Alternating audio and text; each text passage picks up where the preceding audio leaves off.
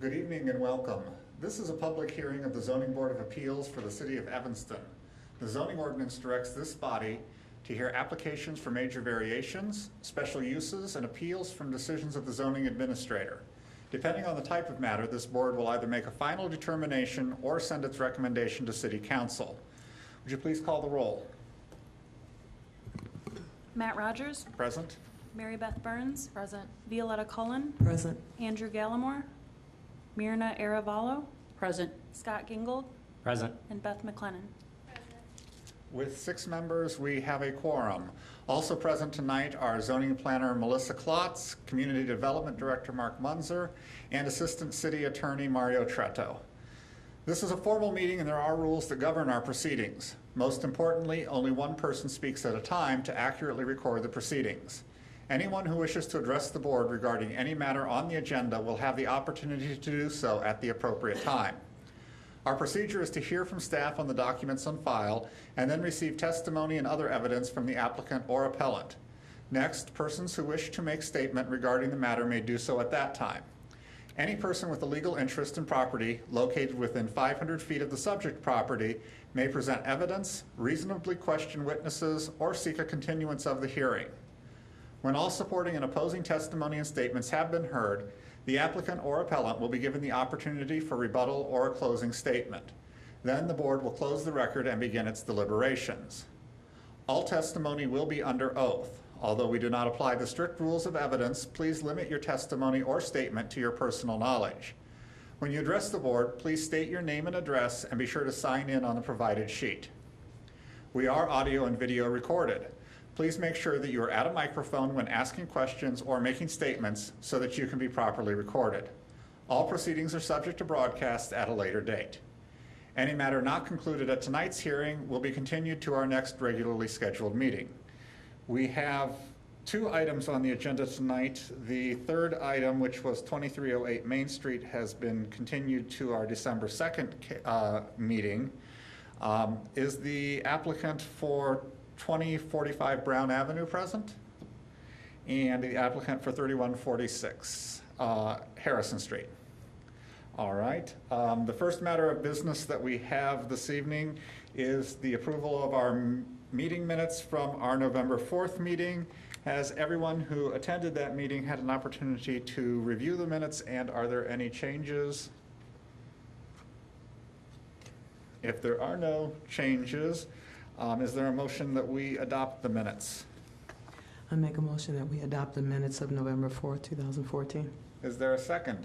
Second. It's been moved and seconded. Any further discussion? Hearing none. Those in favor of approval of the minutes, please say aye. Aye. Opposed? I will note that any members who did not vote were not in attendance at that meeting. With that, we will move on to the first matter of business, which is 2045 Brown Avenue, and I would ask that that please be read into the record. Khaled Noman, architect, applies for major zoning relief to construct a dome above the 2nd story at a religious institution. The applicant requests a building height of 47.1 feet, where a maximum 35 feet or 2.5 stories, whichever is less, is allowed.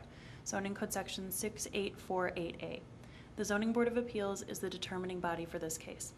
Documents included as part of the record include variance application submitted September 18th, 2014, standards form submitted by applicant, zoning analysis, plat of survey dated August 18th, 2014, site plan, elevations, letters of support and map, image of property, aerial view of property, zoning map of property, and Spark meeting minutes of October 8th, 2014.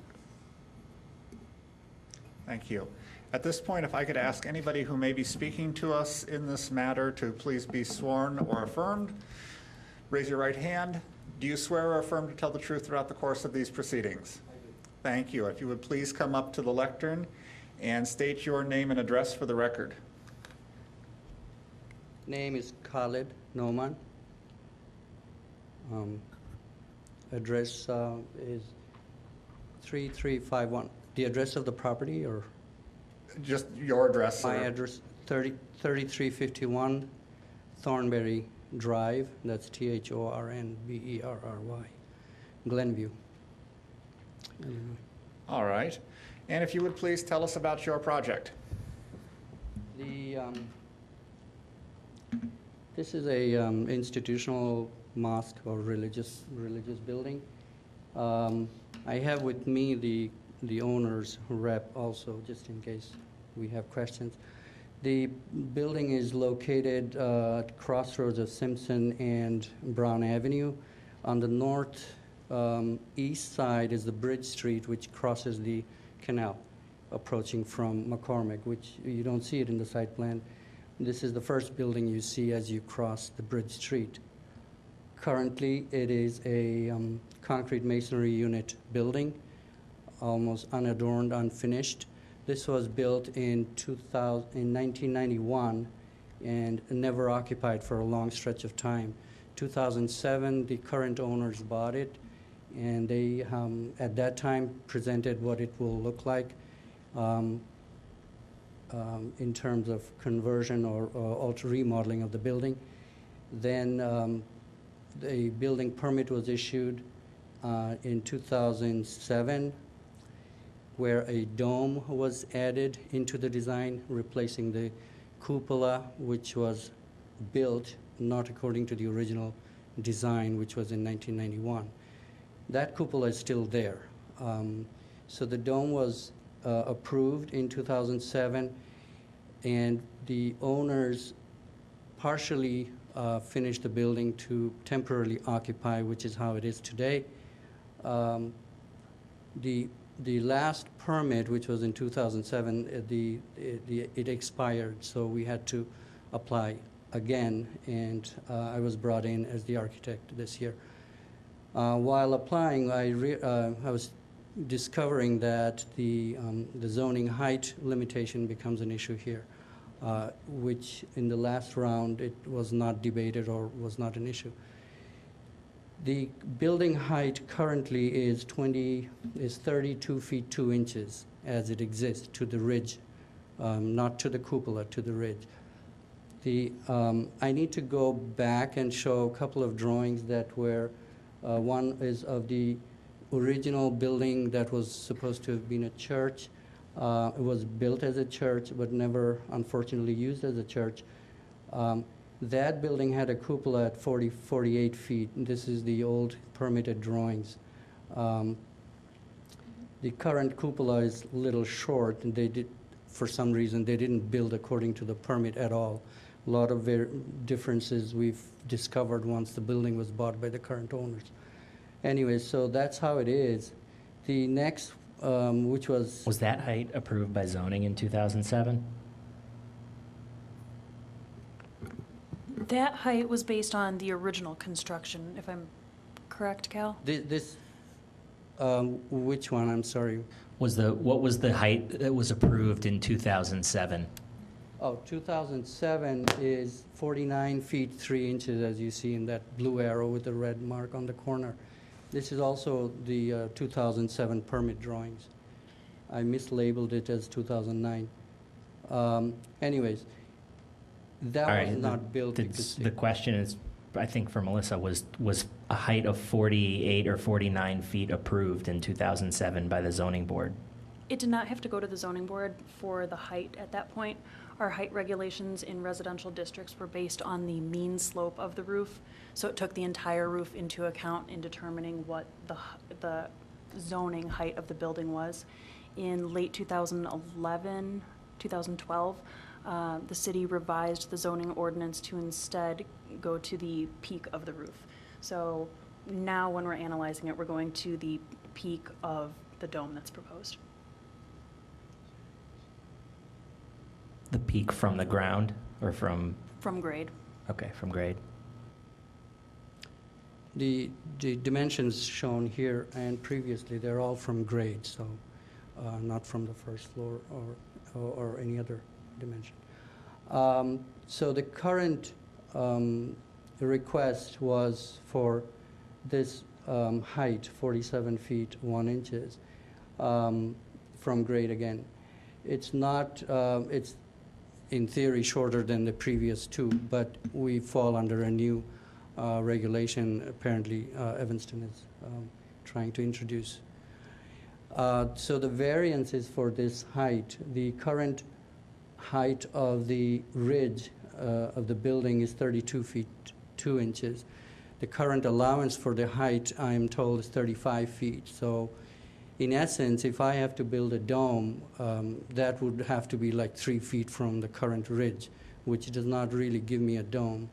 The dome is, in my view and the owner's view, is the redeeming factor, or the only architectural feature that will kind of symbolize what the building is used for. It's a religious building. Also, it's now in the center as opposed to where the cupola it was or is, and it's going to be farther away from the perimeter of the building to lessen the impact of the height of the dome, as well as it's in an appropriate location considering the interior of the use of the religious building. This is a section that shows where the location of the dome is compared to the interior. There is a mezzanine floor on the right side and a tall space on the left side of the drawing, with the dome kind of in the center of the building and where it's located relative to the interior. This is a shorter section which shows the dome relative to the ceiling. It appears larger here relative to the long section, and the dome was arrived at what would be appropriate for the proportion of the room and the scale of the building. The height is what it is. Also, we've introduced windows to bring in light into the middle of the building, and then we had to take into consideration the snow built-up situation that will go up to the windows, and all of that forced us to be at 47. We could not, in keeping with the building, be reduced or be smaller than what we have here. This is the elevation, which is the front elevation, so to speak, from the Bridge Street, or as you approach from McCormick, you'll see that. In reality, I'm going to show you some photographs with someone holding a flag that will be the indication of the peak of the dome here. So these photographs were taken around the building and will give you an idea of the height of the dome. This is the first shot, and the flag, the person holding the flag, you don't even see it from this point. This is just at the crossroad of Simpson and Brown. Coming from the McCormick side, I'll go around. This is more like the front, which is the Brown Avenue. You still don't see the flag. This is kind of showing the neighbor's house as well as the building.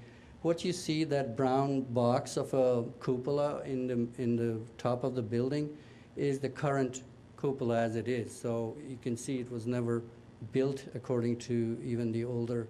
What's the height of that? That is about 10 feet from the ridge, so that would be 32 and 10, 42 feet, 2 inches, give or take. And the proposal, I've seen a number of different numbers in our materials. What is the height you're requesting? 47 feet, 1 inches. Okay, so that would be It's another 5 inches taller than what we're no, looking at? 5 feet, Oh, 5 feet. yeah. Yeah. It still doesn't show here, and it doesn't show here in the back. Now you can see this is on Simpson, sidewalk of the Simpson. You can see the flag flying. That's the tip of the dome. And if you go farther away, you can see the flag. This is kind of the entrance to the neighbor's property. You can, I don't know, I have bad eyes. You should be able to see a little bit of the flag from the ridge. It's kind of merged into the branches there. This is from the Twigs Park, kind of near the first kiosk.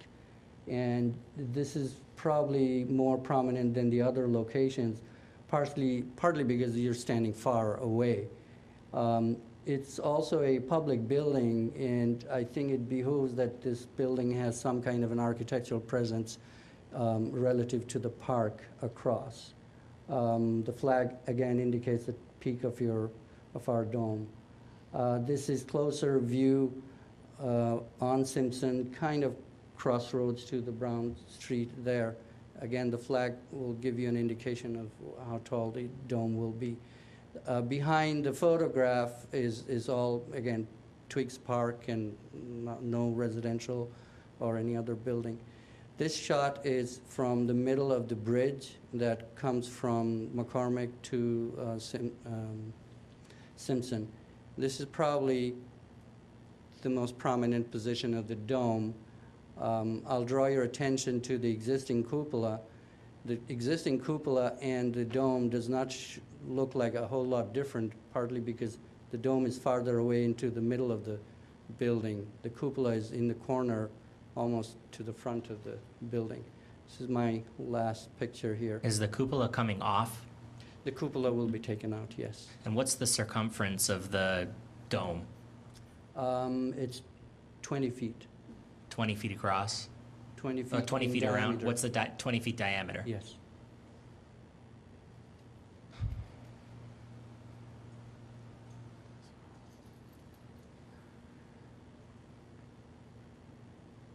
The flag is about, is it 17 feet from the ridge? Yeah. The flag is 17 feet from the ridge. So if you can imagine the scale of 17 feet, thinking horizontally, that's about the spread of the dome.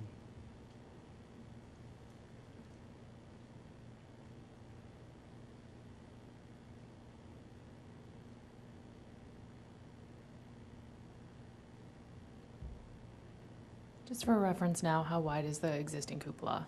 It's like 15 feet, 12 or 15? I think it's more like 10.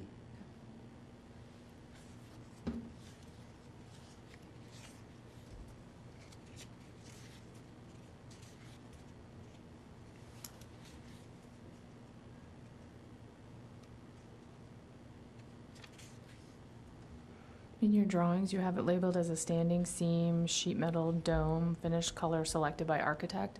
What color are you thinking? It's, we have not really decided. I have to pass it by the owners also. I have a preference. If you ask me, I can give you that. Yes, please. And I'll be kind of fighting for that. It's gray. Not like metallic silver, but dull gray. is A what light gray or a dark gray? How should I put it? Like a cigarette ash gray, if I Like a can- zinc? Yes, Okay. closer to that.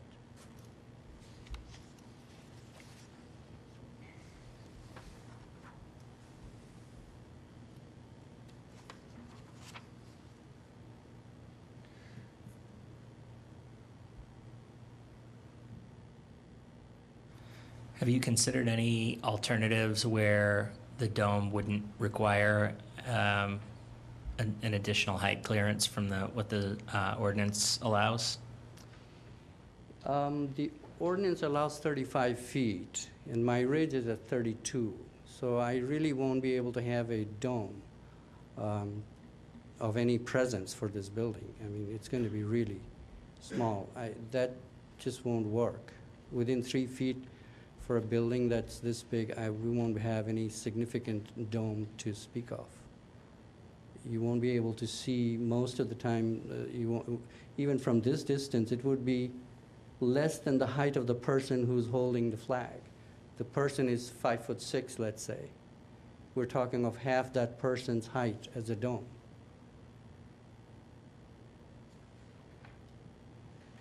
Can I ask about the interior of the building? So when you build this dome, it makes your interior sanctuary go all the way up to the dome? Is that the point? Yes, ma'am. Oh, okay. Just wanna know.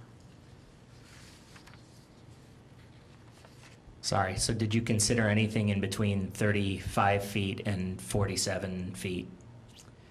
I'll be honest, no. And the reason is this 35 feet zoning height came after the design was done, and the design was done with consideration of the appropriate size and presence. And so once I submitted the permit, application is when I was informed that zoning rules allow only 35 feet. That question did come up at Spark, and Cal, if you could elaborate on the engineering problems that brings in and the lighting. The height that I mentioned earlier, we arrived at that height considering the window, which was at the very initial stage. Always there was an idea that it will bring light into the center of the heart of the building.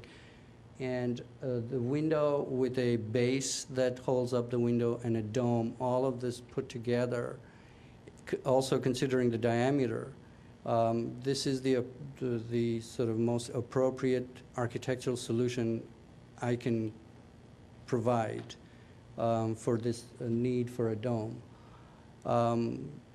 The cupola that you see right now is not true. It's a fake. It's just a box sitting on the roof deck. In the previous original design, that cupola was also a fake design. It's just sitting in the roof deck. The second version, or earlier version than our version here, 2007, that was also a fake dome. It was a dome, but a fake dome. And all of those domes were sitting just at the cross ridge of this dome, as you see. When we investigated, I had my structural engineer investigate all that. This dome is actually just nailed to the deck, which is not something any structural engineer will ever approve. So if I had to put a dome there, even if it was fake or otherwise, they will have to add steel and all, steel structure to hold it down, not because of the weight alone. And that sort of pushed us to relocate the dome to the center of the building because of all the steel that comes in, just to be able to hold it down during storm and all that. So the location was by default structurally needed. The height was by default for the light and ventilation through the windows, as well as the snow buildup. Anytime you have a box and a roof, the snow builds up higher than the normal snowfall. So a reasonable 24 inches is what I have from the ridge is for snow buildup. And that led me to the dome, which is half a sphere, to be exact, yeah. So the design kind of led me to conclude this. And then now we discovered that 35 feet is the height limit. So if I redress or readdress this issue, 35 feet is something anything between what we have here and what the zoning height limit provides is going to be a compromise to what we have here.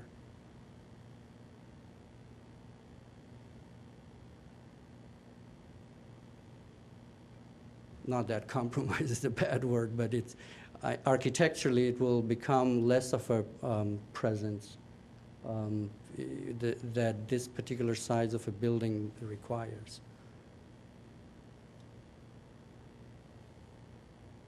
I have another question about numbers. I'm looking at one of these drawings, and it seems like the dome is 44, and then the spinneret on top, that's additional 3 feet. Is that how it's made up? I can clarify that if you want. It's a little bit misleading on the plan. It definitely threw staff for a loop. That 44 feet is not to grade. That is to the entrance of the mosque. Yeah, that's the first floor to the, that's why you have to add 3 feet to the grade. Right, grade is 3 feet lower. The spire on top does not count towards height. Oh, okay. So it's even higher.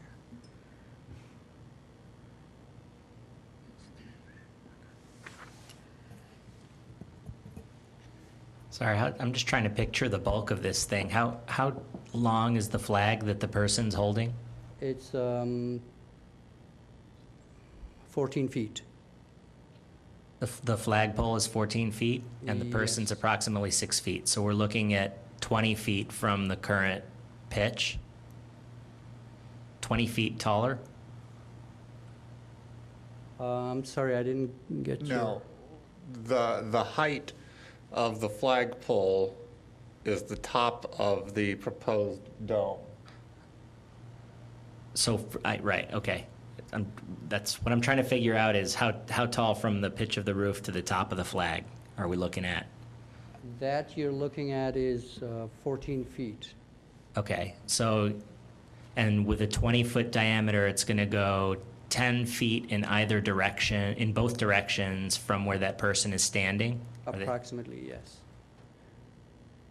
So even, I mean, in the pictures where we can't see the flag from a distance, it's hard to imagine we're not going to see a 20-foot diameter dome that's If I solid can- from that distance. Right. I don't want to mislead anybody here. This is going to be a prominent presence, definitely. And so will this be from the far away in the park. Over here, I think you'll see that there is a flag you can see. There, you'll see top, maybe quarter of the dome. Yeah, from that angle, it'll be rest of the shielded a little bulk bit you by won't the see. structure. You can see, again, here, most of the bulk is hidden. You won't be able to see. This is from the back alley. You see the ladder going up there? At that corner, you may barely see the base of the wall, or the drum, as I call it, that holds the dome. And it's the same here. There will be some bulk peeking out at the corner of the wall and roof, that sky area. Here, you won't see most of the bulk. You can see the flag peeking out from the ridge. That's about most of all you will see there. And the same here, if we remove the cupola, you may see the top, I don't know, less than a quarter of the dome, if at all, at this point. Again, most of here, I can't see the flag, and I don't think we will see most of the bulk in this picture, which is from the bridge. And there's another picture going farther away. Sorry. This is the most prominent kind of first shot, if you like, as you drive through Bridge Street. So Scott, from a proportion perspective, if you try and think about it that way, that existing cupola is 10 feet, so it's twice that. Only because it's further back, right? It will appear shorter because it keeps getting foreshortened. So other than the aesthetic of wanting a large dome on the building, is there a practical reason why you couldn't just add a lot of windows to the side of the building, or skylighting to let light in for the sanctuary? I think the dome, as I have spelled it out, it has a significant symbolic value for the institution of a religious building. That's primary force behind the investment on behalf of the organization. There's no doubt about it. If the natural light is not coming into the center of the building through the dome, if it was not allowed, then they won't have natural light coming in. They will still have to function. So those things are taking advantage of a role of the dome that can provide more amenity, if you like, bringing sunlight into the building. If we don't have a dome, if the owners didn't have money for the dome, if we were not applying for the dome, they would have barely some. You can see some of those square windows in the face of the building. Those are lights. That would be it. Right, but I guess what I'm asking is if instead of the dome, if they wanted to spend their money and improve the natural lighting of the building, that would be another way to go. Right. It's not my way of answering. It's not. The dome was added on not just to bring in light, but to have a symbolic presence or a symbolic gesture for the building. This building is very unforgiving. I've been struggling with this to make it look better than just gray, drab building. I mean, industrial buildings probably look better than this. So architecturally, it is a very undistinguished building. There's nothing in this building. The pitch of the roof was not built according to the original. A lot of stuff that the original had some character was not built for whatever reason. And we have inherited this building to, now it's our responsibility to make it better. Is the way I see it is the dome adds to the building, and this building is a gateway to Evanston from McCormick. That's the only building you see. That's kind of the marker from your west side entrance to the city. And I think the dome is going to be a plus as a marker, a gateway, if you like.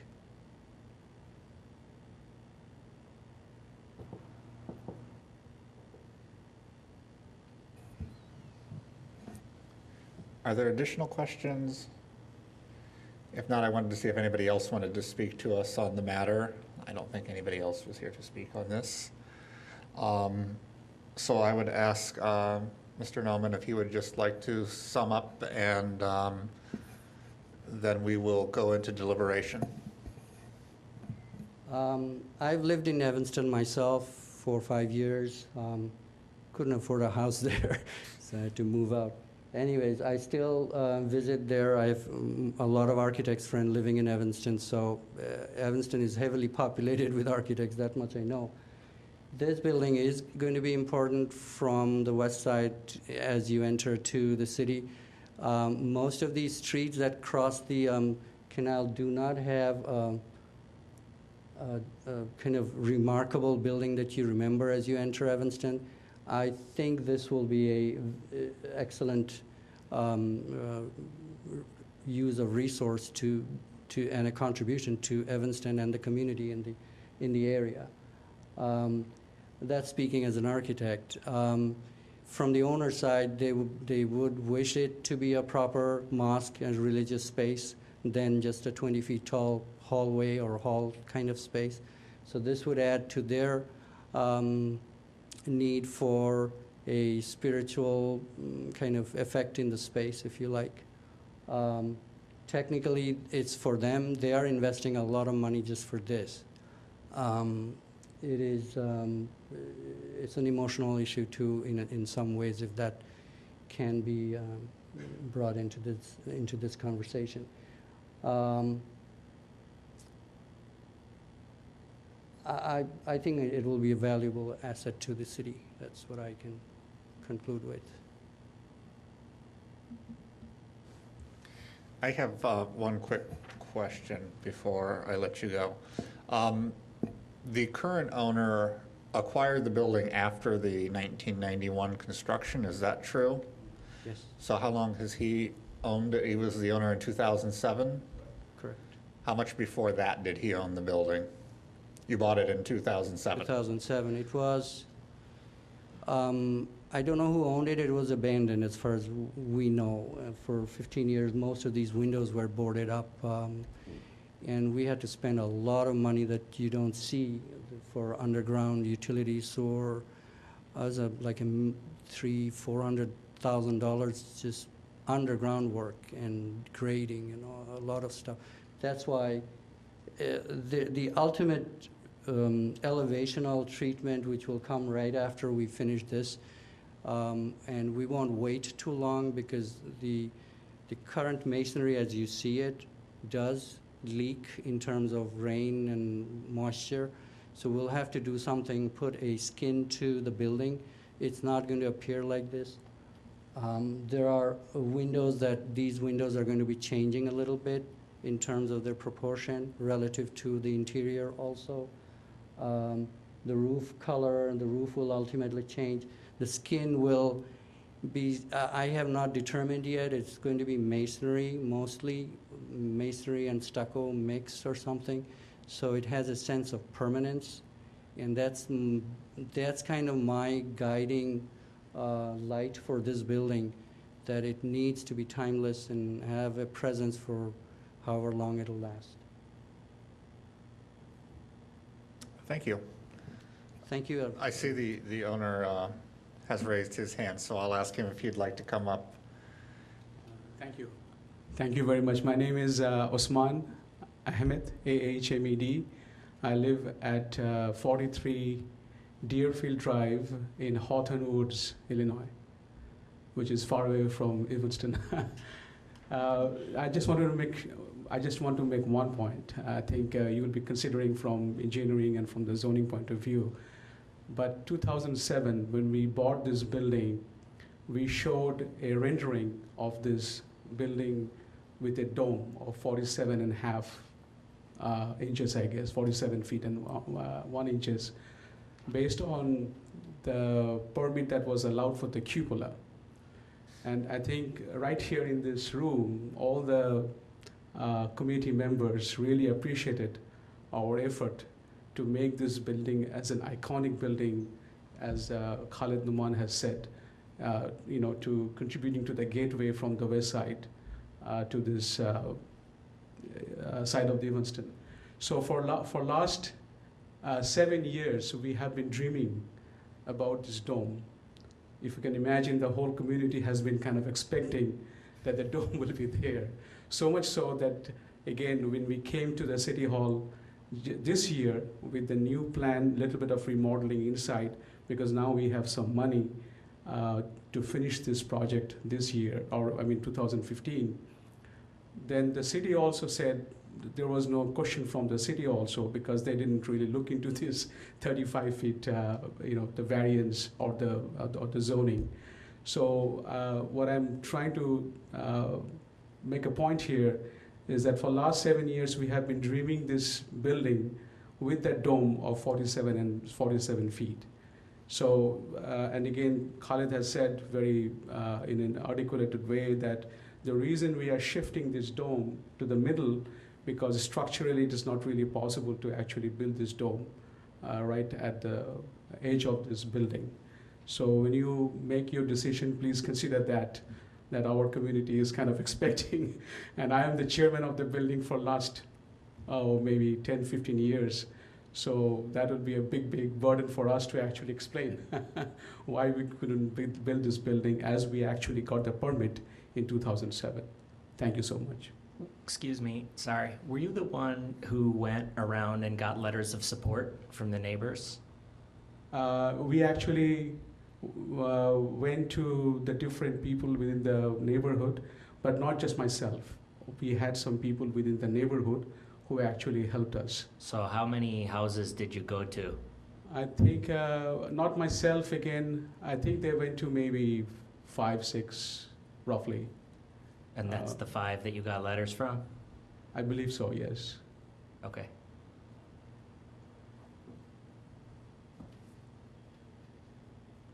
Any other questions for me? No other questions? So with that, we will close the record and begin our deliberation. And I apologize, I'm not able to turn the lights back on that half of the room. What? We're working on it, I guess. Whatever that means. So we will discuss among ourselves the merits of this particular project.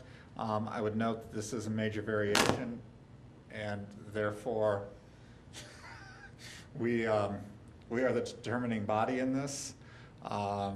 I think I'm pretty sure I am the only person who was on the board the last time this came to us in 2007, because I don't think I was only on it for 1 year at that time.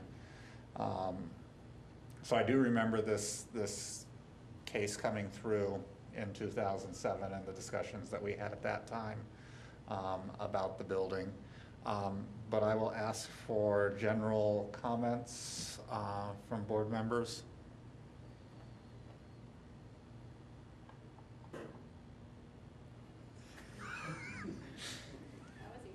Evidently, I'm just not touching the right button the right way.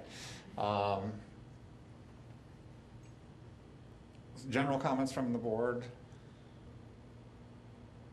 My personal feeling is that the zoning requirements, several of the zoning requirements are not met by this application, including a hardship unique to the property, whether the owner would suffer a hardship versus a inconvenience from complying with the letter of the ordinance, and most importantly, I don't feel it's limited to the minimum change needed to accomplish the goal.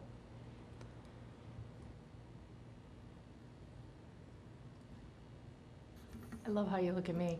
I guess I feel opposite of that. This is a special use in a residential district, and those zoning requirements are for the residential district, which is primarily houses. This is a special use, and special uses get some leeway. And I think that a dome is a key component and a signifier of a religious institution, and I think those are important to neighborhoods. Furthermore, as an architect as well, domes are incredibly hard to size because they look incorrect in an elevation. They look way too big. But if you draw it so it looks correct in elevation, it will inevitably be too small, and it will look ridiculous when it's built. So although it seems enormous here in elevation, it is not, because of the whole distance and perspective and foreshortening and all of that. Furthermore, I'm really pleased to hear the color. I was afraid of something bright and shiny, and dull and gray is delightful. I'm going to go with Mary Beth on this. That's a first. No, it's not. I just want to say that since they've taken this building over, it has really changed the entire of Simpson, which is kind of deserted. And we appreciate the diversity. I live in West Evanston.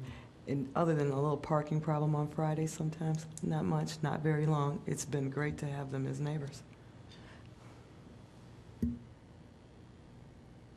You don't have to say anything, Rena, if you don't want to. No, I actually live like 3 blocks away from there. And actually, when you're coming down Bridge Street, you do not know that that is a church. I had no idea, living there for 4 years. There's a little sign on the side of the building. That's the only thing that distinguishes anything off of that. So I'm in agreement with Mary Beth. It's what, needs to happen.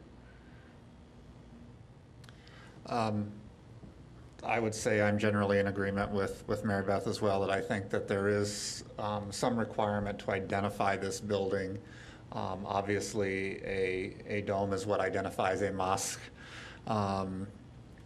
And so I think that the addition of that and helping to give this building some form of identity, as opposed to looking like a school or an office building or anything else, that could be a general gray brick building with square windows, would go a long way to helping improve the character of the neighborhood by improving this building.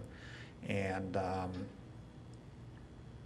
we do have a set of standards that we have to go through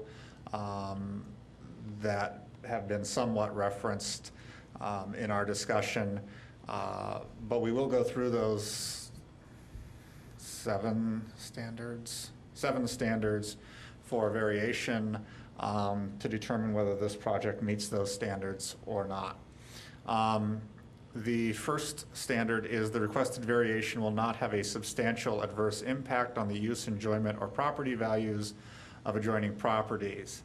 I would note that we have received some letters of support from neighbors that, again, helping to identify what this property is and the role that it plays in the community should hopefully help with the use, enjoyment, and property values by improving the overall looks of the building, as well as giving it a community-focused a community-centric identity.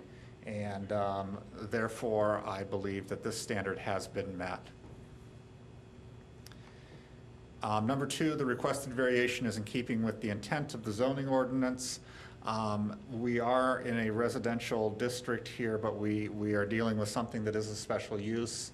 As Mary Beth pointed out, a number of the height restrictions that are placed on properties are dealing with residential properties in this particular area, and that generally we should give a little leeway to a special use that we've already identified as being a somewhat different use within that residential neighborhood. And so I believe that standard number 2 is also met.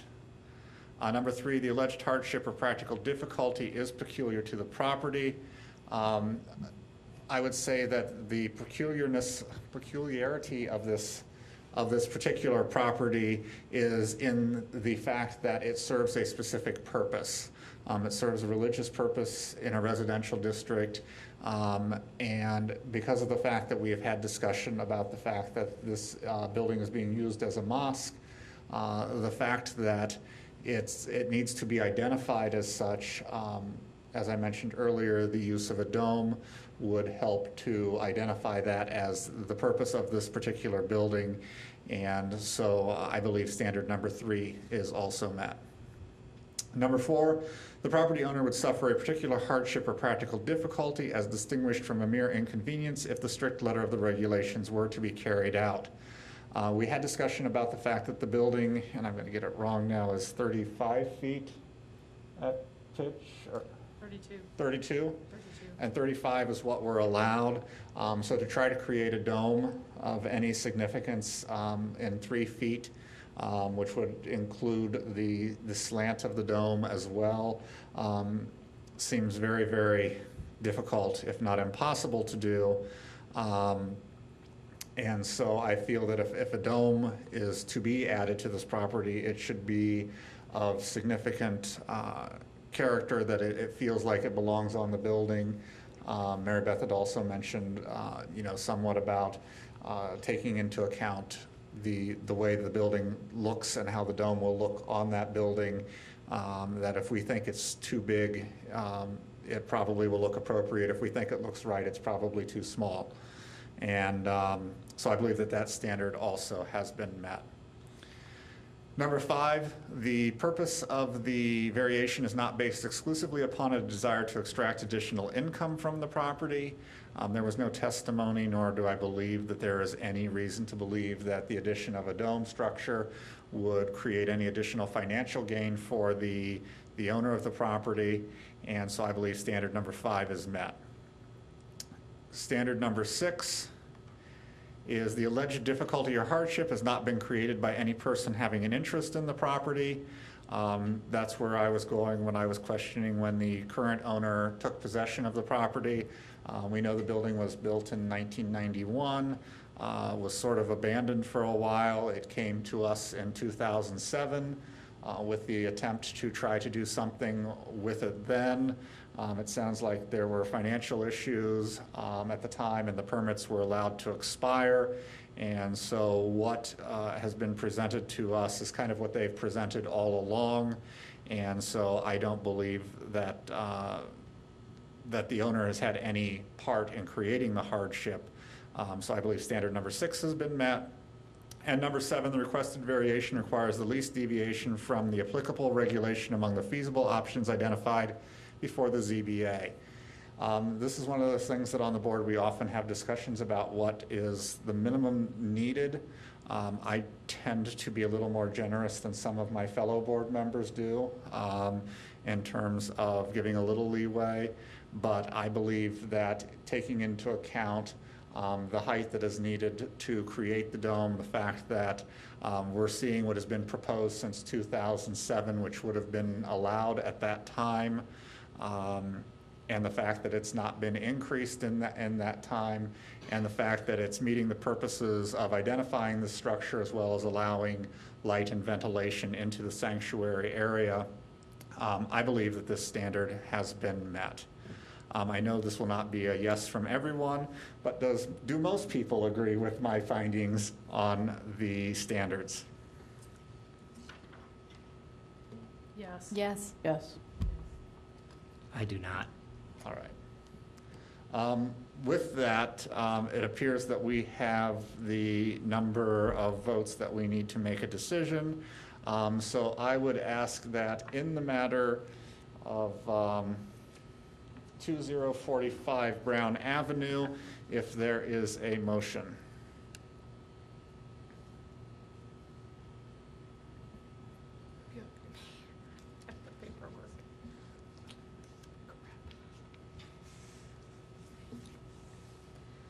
I move in the matter 14 ZM JV-01302045 Brown Avenue that we approve the zoning relief to construct a dome up to a height of 47.1 feet. Second. It has been moved and seconded for approval of a dome not to exceed 47.1 feet for 2045 Brown Avenue. All those in favor, please say aye. Aye. Aye. Opposed? Nay. With a vote of 5-1, the matter carries and the project is approved. Good luck with your dome, and Melissa will coordinate with you what your next steps will be. Thank you. With that, we will move on to our second case of this evening, which is 3146 Harrison Street. If you would please read that into the record. Brent A. Norseman, architect, applies for major zoning relief to demolish a one-story rear area and construct a two-story addition and deck. The applicant requests a 2.4-foot east interior side yard setback where 5 feet is required for the addition, zoning code section 6828A3, a 1.6-foot west interior side yard setback where 5 feet is required for the addition, zoning code section 6828A3, and a 2.5-foot east interior side yard setback where 3 feet is required for the deck, zoning code section 6828C4. The Zoning Board of Appeals is the determining body for this case. Documents included as part of the record include variance application submitted September 4th, 2014, standards form, zoning analysis, plat of survey dated July 28th, 2014, site plans, elevations, 3 letters of support, image of property, aerial view of property, zoning map of property, and Spark meeting minutes of October 8th, 2014. Thank you. At this point, I would ask that anybody who may be speaking to us in the matter of 3146 Harrison Street, please be sworn by raising your right hand. Do you swear or affirm to tell the truth throughout the course of these proceedings? Thank you. And if you would please come up to the lectern and state your name and address for the record. Hi, I'm Brent Norseman, 1729 West Potomac Avenue, Chicago, Illinois. Thank you. And if you would please tell us about your proposed project. We're working with I borrowed an image of the existing building because it wasn't part of the original package, but we're working with an existing one-story cottage-style bungalow that doesn't appear to have seen a rehab in 50, 60 years. We are proposing to add a second floor to the primary structure of the building. There is a front porch, which is about an enclosed front porch, is about 8 feet off the front of the building. We're adding a complete second story to the existing first floor. We are utilizing the existing setbacks, which are non-conforming. We plan to play off of the existing architecture a little bit with a little craftsman-style bungalow detailing on the front facade and carrying it around the back of the building. All new materials are going to be utilized. The building will be got rehabbed into a 3-bedroom, 2-bath, 2.5-bath single-family residence with an unfinished basement. The basement's subpar, quite frankly.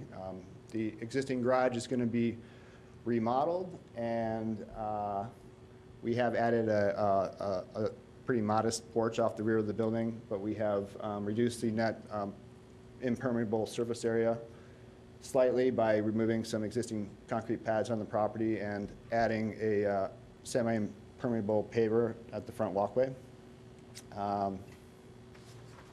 Pretty straightforward. Other than that, I think it's pretty consistent in the neighborhood. It's a subpar lot. The scale is consistent, I think, on the block with some of the newer remodels. And I think it's going to be a nice project for the developers. That's about it. I have questions. Go ahead. So the first question is, as I look at the basement floor plan, that the existing foundation is pretty weird in that southeast corner.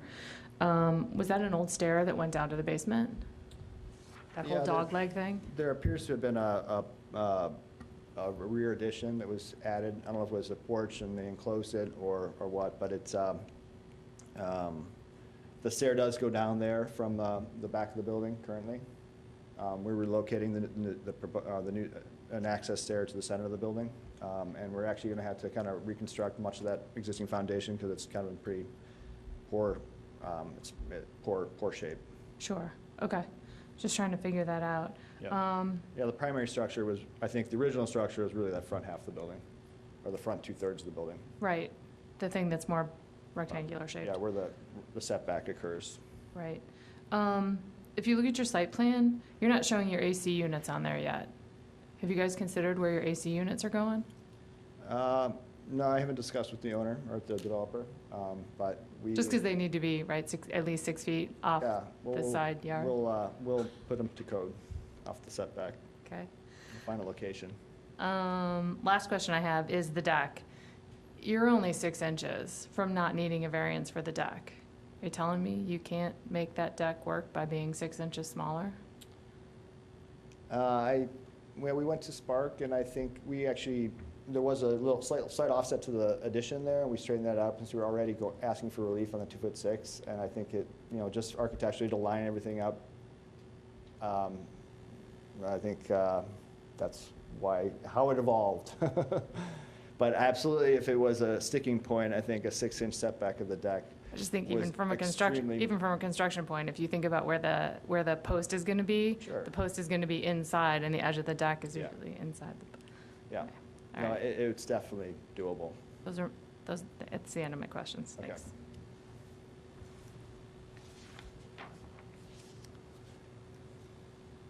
So there's currently an enclosed front porch, correct? Correct.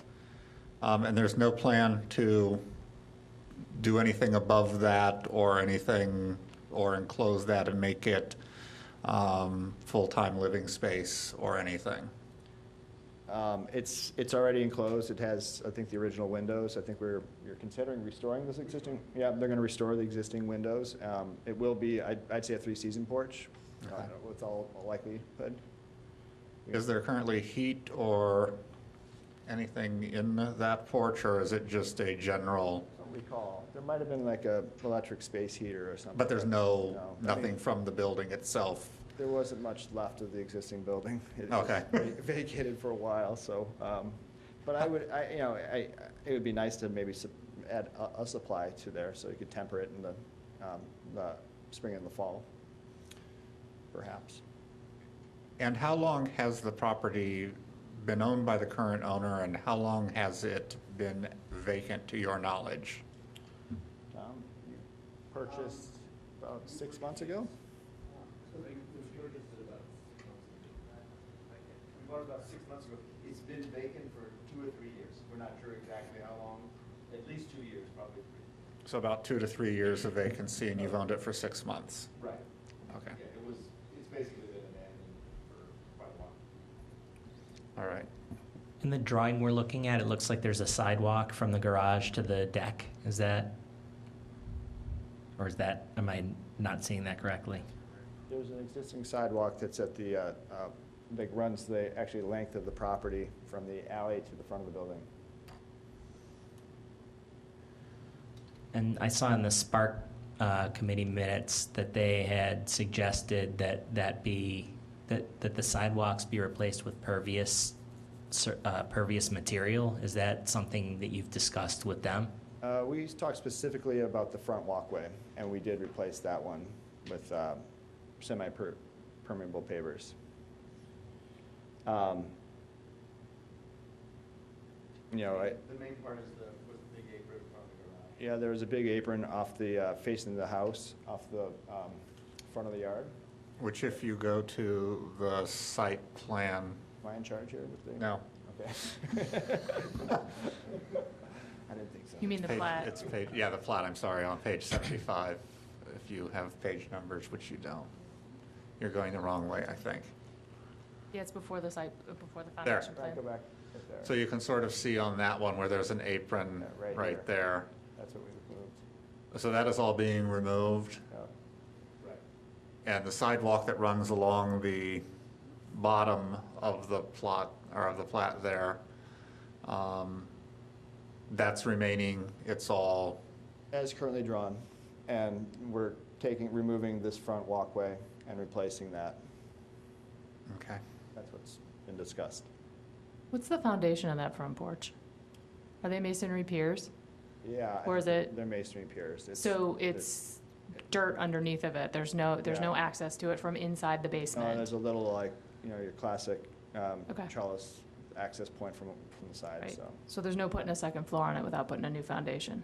No, and, the character of the building, we thought it'd be cuter to sort of keep that front porch. They like the front porch, and add some scale and some dimension to the building. Right. We were comfortable with it. Has the property been purchased as an investment or as a home for the owners? I believe they plan to, it's an investment. They're That's doing- fine. they're That's doing not a bad answer. No, no, It's just an answer. It's a question. They plan on buying, the two partners are buying a few properties in the neighborhood, and we're fixing them up and helping them fix them up. Okay. And making everything new and nice, and we're helping them with the floor plan layouts, doing a contemporary approach to the plans, and doing a nice, smaller scale, affordable houses in the neighborhood.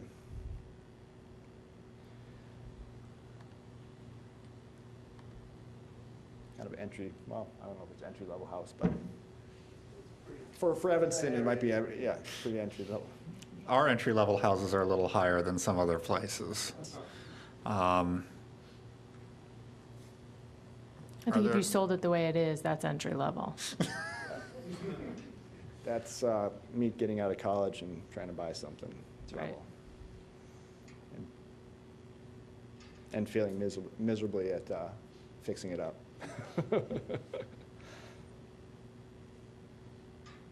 Are there any additional questions for Mr. Norseman? Seeing none, I would ask if there is anybody else who wishes to add anything before I ask Mr. Norseman to sum up. Seeing no one else, if you'd like to just give us your final summation. I think both owners are invested in the neighborhood, have done great projects in the city, and I think these buildings are in capable hands, and I think it's going to be a cute addition to the streetscape. So, strong improvement. Thank you. Welcome.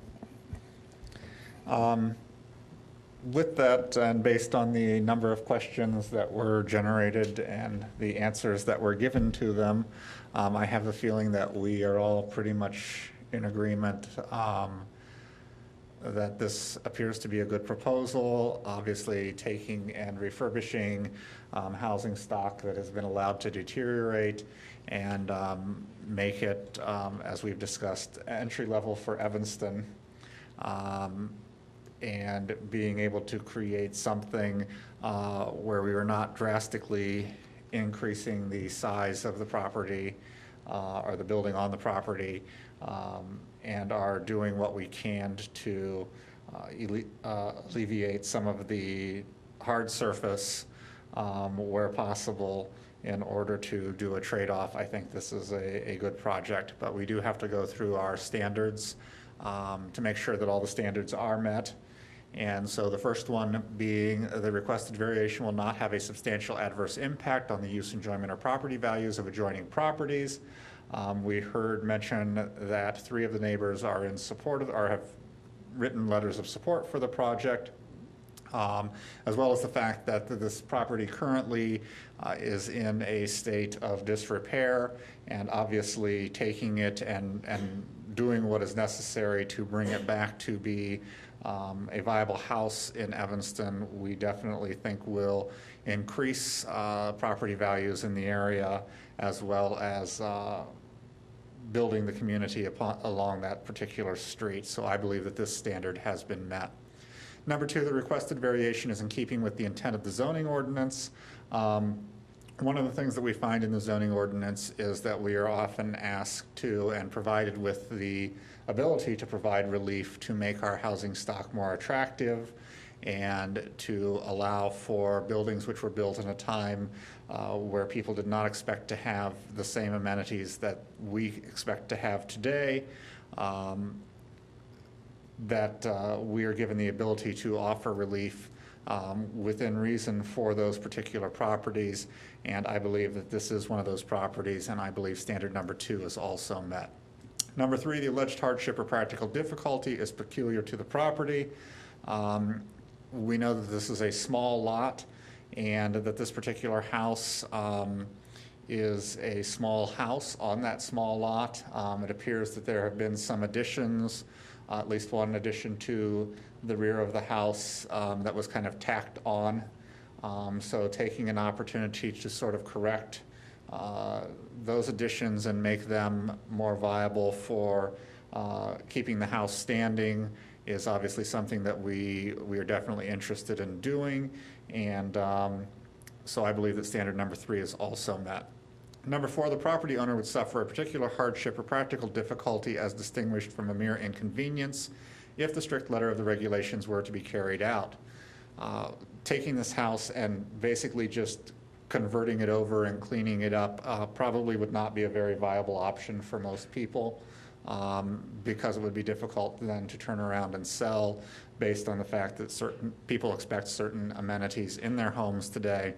We're not seeing a large addition added to this house, but making it feasible for a family to move into Evanston. So I believe that what the owner is asking for is definitely within the realm of reason, and would make it hard for them to sell this property or to rent this property if it were not improved as proposed. So I believe standard number 4 is met.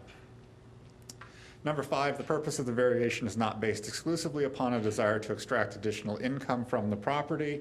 The fact that the property is an investment property is not something we expect people to develop properties and to make money off of them, whether they sell them or rent them. That's not what this is intended to do.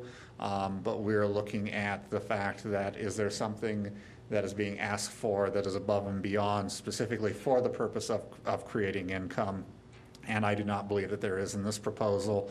So I believe standard number 5 is also met. Number 6, the alleged difficulty or hardship has not been created by any person having an interest in the property. We've heard that these owners have purchased the property within the past year. It sat vacant for about 2 to 3 years prior to that. And obviously this house, as they've testified, has not been touched in probably 50 to 60 years. And so I don't think that the current owner has created any of the problems that currently exist that they're trying to remedy through their proposal, so this standard is met. Number 7, the requested variation requires the least deviation from the applicable regulation among the feasible options identified before the ZBA.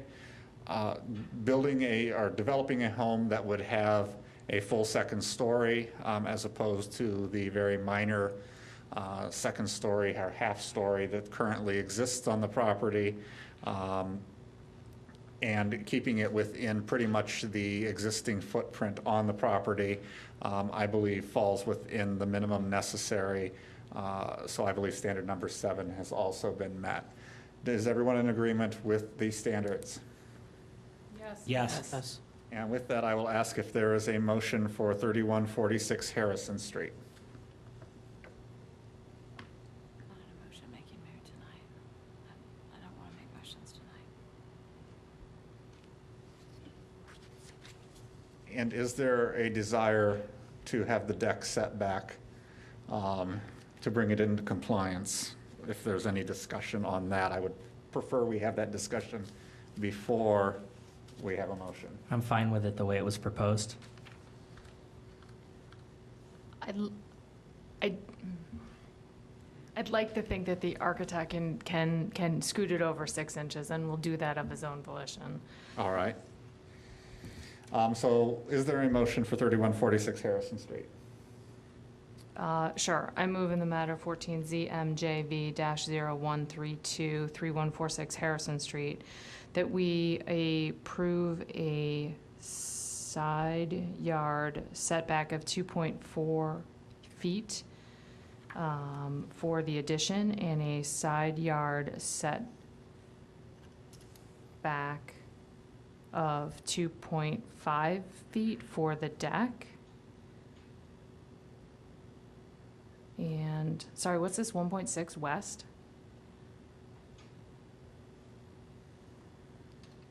It should be two, let me see. Because I thought they moved the whole west side over. It should be 2.4 feet for the east side, 1.6 feet for the west side. Is that for the second floor? Yes. Okay, all right, sorry, yep. I'm no longer confused. And a 1.6 foot west interior side yard setback. Is there a second? Second. It's been moved and seconded. Is there any further discussion? Hearing none. Those in favor of approving the zoning relief for 3146 Harrison Street, please say aye. Aye. Aye. Opposed? With 6 in favor and 0 opposed, the project is approved. Good luck with your project, and Melissa will let you know the next steps. The last item to be on our agenda, which isn't on our agenda, everyone should have received proposed rules changes, either in person if they were at the last meeting, or by email in the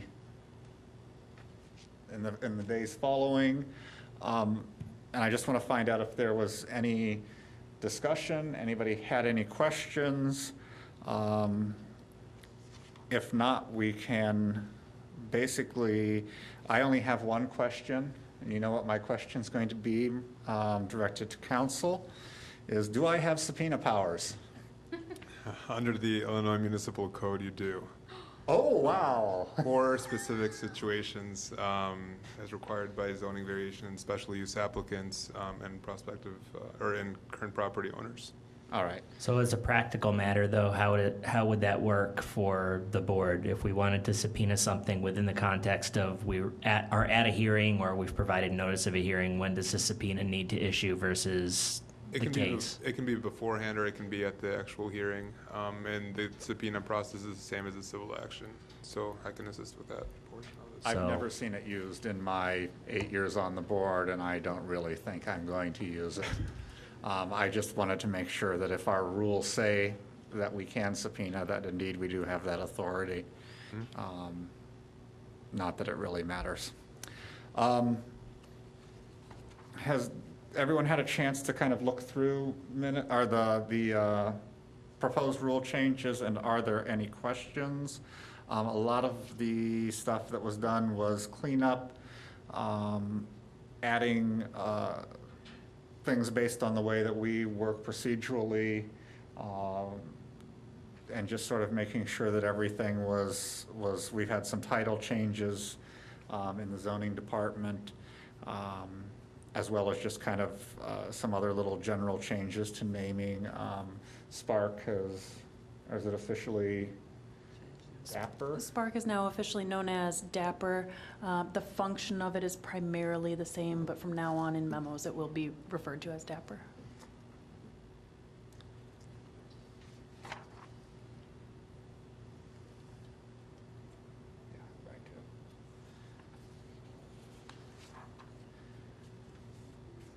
The only thing that if nobody has anything else to bring forward, the only thing that I want to point out is the addition in Article 2, Section 6, of putting in a procedure for discussion if there is chronic absenteeism on the board, to make sure that we always have as many people as possible here. Quite frequently this year, we've had to run with our bare minimum, and we have had at least one incident, only one, where a case was withdrawn because we were unable to get the necessary people in a room in order to have 4 votes either for or against the proposed project. So Section 6 was added to sort of address that. Hopefully it's not something we ever really have to use, but currently there was no guidance for how we would deal with absenteeism as a board. Since the mayor is the appointing authority, what we would do is we would always make recommendations to the mayor if we feel absenteeism from a particular board member or board members becomes an issue and that we feel we're not able to do our duties effectively as a board. And then the other change that's been put in is the creation of an officer of a vice chair, so that we always have somebody that we can go to in my inability to fulfill my duties. And also, hopefully, somebody who would like to eventually move into the chairmanship, because when I became chair, it was kind of a, you're chairman, here you go. So obviously, if that's something someone is interested in, I'm not saying that you have to become the next chair, but it's an opportunity to be a little more prepared for that. If there is no discussion and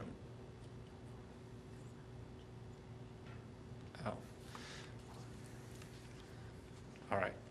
We will have a clean copy at our next meeting. Since it was not on the agenda, we cannot vote on it as an actionable item. So it will be voted on at the next meeting, which will be on December 2nd. So we will have a clean copy to vote on by that time, so I would just ask that that be sent out to everybody. You can send it just with the regular packet if you want. Is there any other subject for discussion? Hearing none, is there a motion for adjournment? I make a motion, we adjourn. Is there a second? Second. Moved and seconded. All those in favor, please say aye. Aye. We stand adjourned until December 2nd in council chambers at 7 o'clock.